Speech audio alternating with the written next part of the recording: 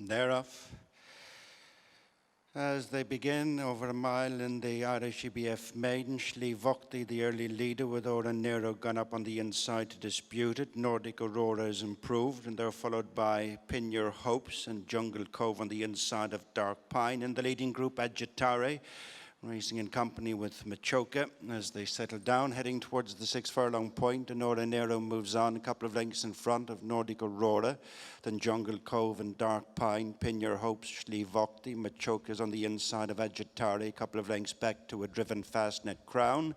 He Knows No Fear next, and then comes Magic Charm and Camelot Rock.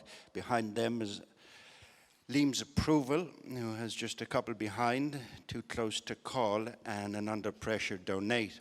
Good spread from first to last, heading past the halfway stage. Ora Nero and Shamie Heffernan lead a length. Jungle Cove, Shane Foley second. Then Dark Pine, Oshinor moving third ahead of Nordic Aurora, who's beating a retreat. They're tracked by Agitare, and leaning right off the bend is Ora Nero, and is putting himself out of the race is Dark Pine, and Jungle Cove inherit the lead, followed by Agitare, called on for an effort on the outside. These three almost in line. Machoka next with Pin Your Hopes and Fastnet Crown as Agitare goes for home, making rapid ground in the middle of the track as He Knows No Fear. It's Agitare with coming fast on the outside. He Knows No Fear. Inside the final 100 yards, Agitare still coming. He Knows No Fear.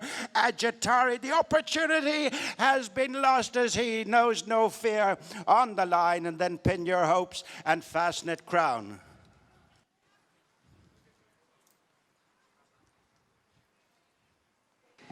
Well, we had a major surprise in our fourth race of the day, and Chris Hayes is the winning rider. He Knows No Fear, the biggest priced winner, Chris, of an Irish race ever at 300 to 1, and didn't look much of a fluke, but he got there in the end to beat a highly rated rival, Agitare. Yeah, he gave me a nice feel going to the start.